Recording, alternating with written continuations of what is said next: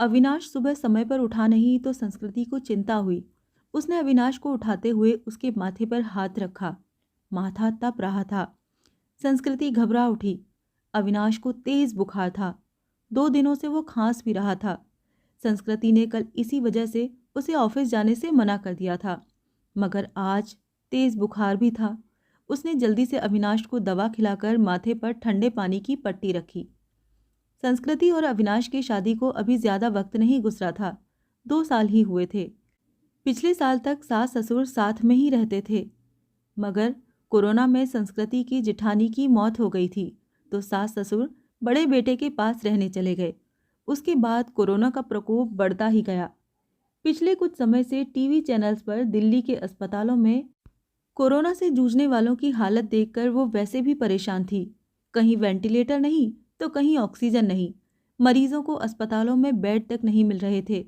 ऐसे में अब उनका क्या होगा, ये सोचकर वो कांप उठी। जल्दी से उसने माँ को फ़ोन लगाया। माँ, अविनाश को सुबह से बहुत तेज़ बुखार है, क्या करूँ? बेटा, ये समय ही बुरा चल रहा है। राजू भी कोरोना पॉजिटिव है, वरना उसे भेज देती। हम उसकी देखभाल में लगे हुए हैं। तू ऐसा कर, जल्दी से डॉक्टर को बुला और दवाएं शुरू कर।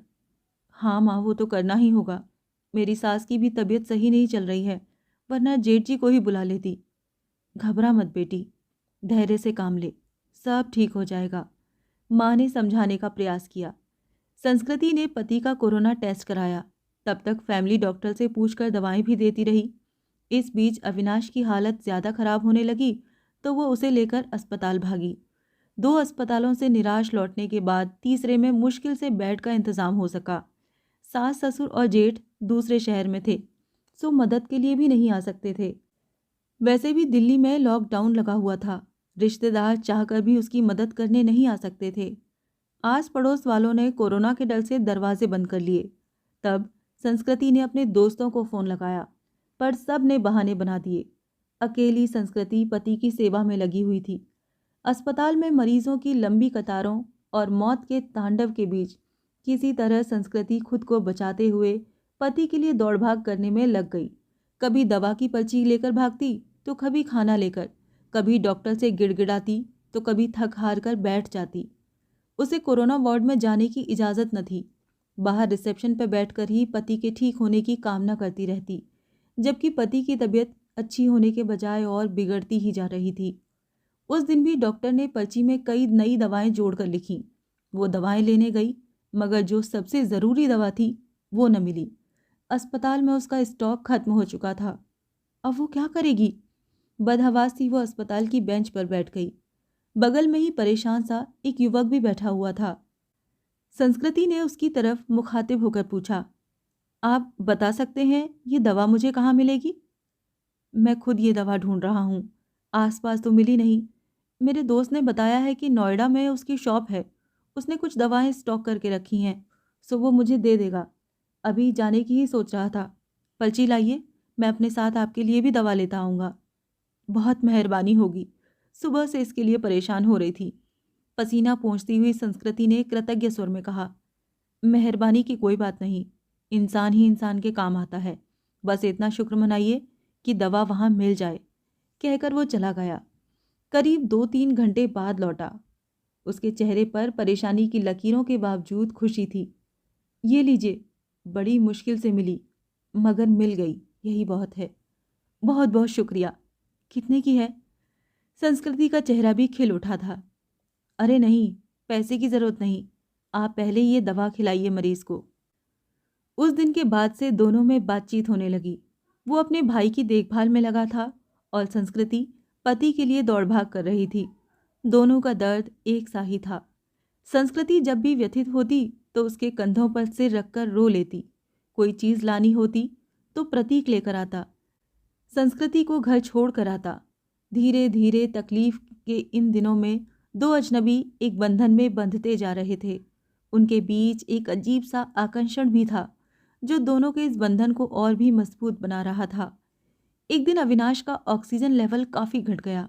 अस्पताल में ऑक्सीजन सिलेंडर नहीं था। तब प्रतीक ने ये जिम्मेदारी अपने ऊपर ले ली।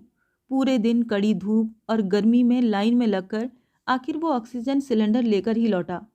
उस दिन संस्कृति ने पूछा था, आप मेरे लिए इतना कुछ कर रहे हैं, इतना ख्याल रखते हैं, मगर क्यों? मैं तो आपकी कुछ भी नहीं लगती। फिर बताओ ना, ऐसा क्यों कर रहे हो? पहली बात, हर क्यों का जवाब नहीं होता।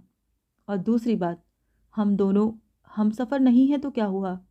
हम दर्द तो है ना। आपके दर्द को मैं बहुत अच्छे से महसूस कर सकता हूँ। आपकी तकलीफ़ देखकर मुझे दुख होता है। बस किसी भी तरह आपकी मदद करना चाहता हूँ। एक अनकहा सा मगर मजबूत साथ महसूस कर वो गमों के बीच भी मुस्कुरा उठी थी।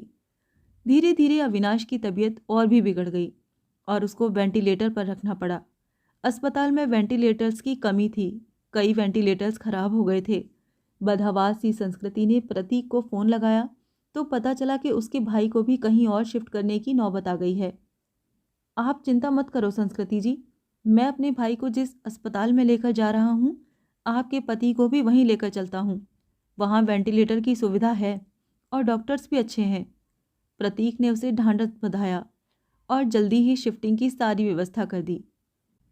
शाम में सब निबट गया तो प्रतीक का हाथ पकड़कर रुंधे गले से संस्कृति इतना ही कह सकी, आप न होते तो पता नहीं क्या होता। मैं नहीं होता तो कोई और होता। अच्छे लोगों की मदद के लिए कोई ना कोई आ ही जाता है। ऐसा नहीं है प्रतीक जी, मैंने अपने दोस्तों, पड़ोसियों, परिचितों सबको देख लिया। इस कठिन समय में कोई भी मेरे साथ खड़ा नहीं। केवल आप हैं, जिसे 4-6 दिन पहले तक मैं जानती भी न थी। आज लगता है कि आपके बिना रह ही नहीं सकती। उसकी बात सुनकर प्रतीक ने एक अलग ही नज़र से संस्कृति की तरफ देखा और फिर मुस्कुराकर चला गया। संस्कृति के दिल में अजीब सी बेचैनी होने लगी। वो सोचने लगी कि प्रतीक का साथ इस परेशानी के समय में भी कितना सुकून दे जाता है। अस्पताल में मरीजों के रिश्तेदारों की भाग दौड़ और परेशानियों के बीच भी चंद लम्हे वो केवल प्रतीक के बारे में सोचती रह गई। इसी तरह 2-3 दिन और गुजरे। अविनाश की हालत काफ़ी गंभीर थी। फिर एक दिन सुबह सुबह संस्कृति को सूचना मिली कि उसके पति की मृत्यु हो गई है। एक पल में संस्कृति को लगा जैसे वो अधूरी रह गई। उसका सब कुछ छिन गया है। प्रतीक ने जितना हो सका उसे धैर्य बंधाया। कोरोना की वजह से वो पति के शव को घर भी नहीं ला सकती थी। लॉकडाउन जो लगा हुआ था, घर वालों का आना भी कठिन था। ऐसे में उसे समझ नहीं आ रहा था कि पति को अंतिम विदाई कैसे दे।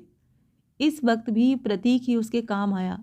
मुश्किल की इस घड़ी में सबसे पहले उसने संस्कृति को शांत कराया, फिर उसके पति को शमशान तक ले जाने का सही इंतजाम कराया।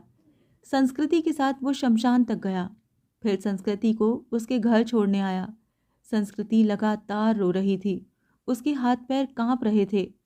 प्रतीक समझ रहा था कि उसकी तबीयत खराब है, वो अकेली है, सो अपने खाने पीने को लेकर लापरवाह रहेगी और तबीयत और भी खराब होगी।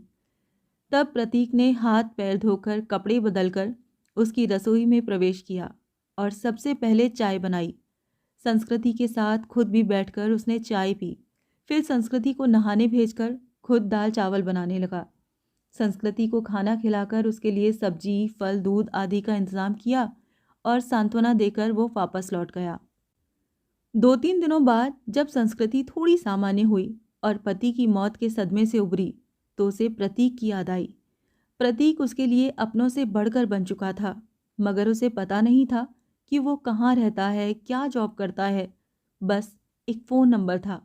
उसने फ़ोन मिलाया तो नंबर बंद आ रहा था। संस्कृति घबरा उठी। वो प्रतीक से बात करना चाहती थी, मगर ऐसा हो न सका। 2-3 घंटे वो लगातार फ़ोन ट्राई करती रही, मगर फ़ोन स्विच ऑफ ही आ रहा था। अब उससे रहा न गया। कुछ सोचकर वो उसी अस्पताल में पहुंची जहां से उसके पति और प्रतीक का भाई एडमिट थे। वहां रिसेप्शन एरिया में घूम घूम कर प्रतीक को खोजने लगी, क्योंकि अक्सर दोनों वहीं बैठे होते थे। फिर वो उसे खोजती हुई कैंटीन में गई। हर तरफ चक्कर लगाकर देख लिया, मगर प्रतीक कहीं नज़र नहीं आया। थक कर वो वापस रिसेप्शन में आकर बैठ गई और सोचने लगी कि अब क्या करे। तभी उसे वो नर्स नज़र आई जिससे संस्कृति की जान पहचान हो गई थी। संस्कृति के पति की देखभाल वही नर्स करती थी। संस्कृति उसे अक्सर अम्मा कहकर पुकारा करती थी। नर्स ने प्रतीक को भी उसके साथ कई बार देखा हुआ था। संस्कृति दौड़कर नर्स के पास गई। दुखी स्वर में नर्स ने कहा।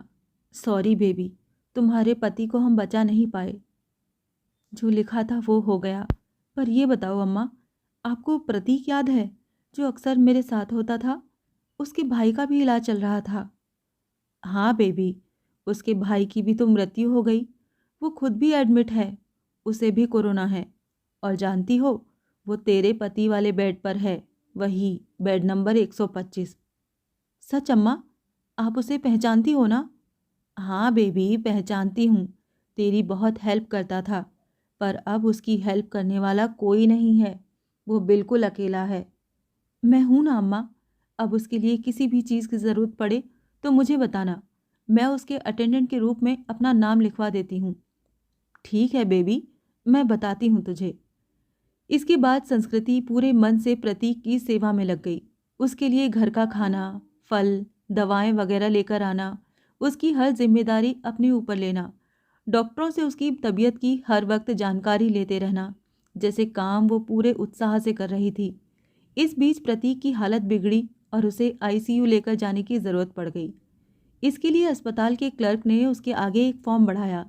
उसमें मरीज के साथ क्या संबंध है, ये लिखकर हस्ताक्षर करना था। संस्कृति कुछ पलों के लिए सोचती रही कि वो क्या लिखे।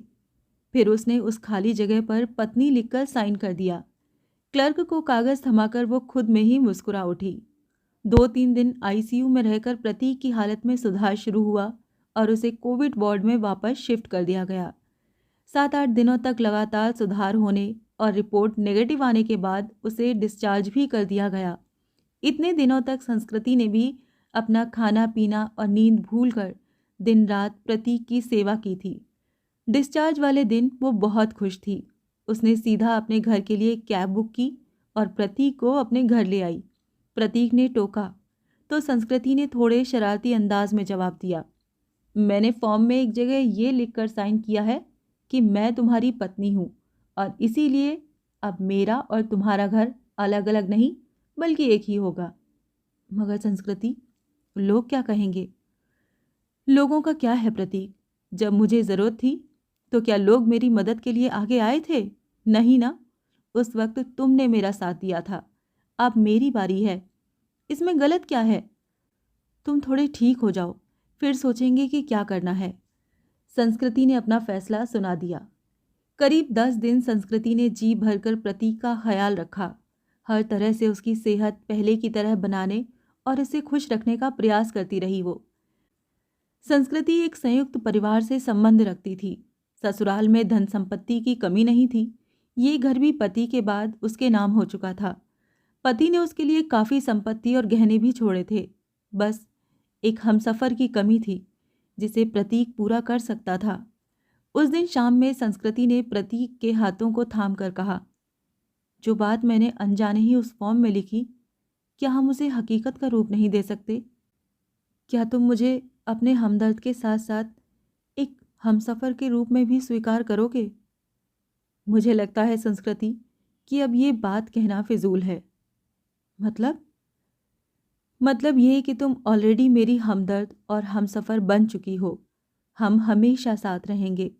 तुमसे बढ़कर कोई और मेरा ख्याल नहीं रख सकता, कहकर प्रतीक ने उसे गले से लगा लिया।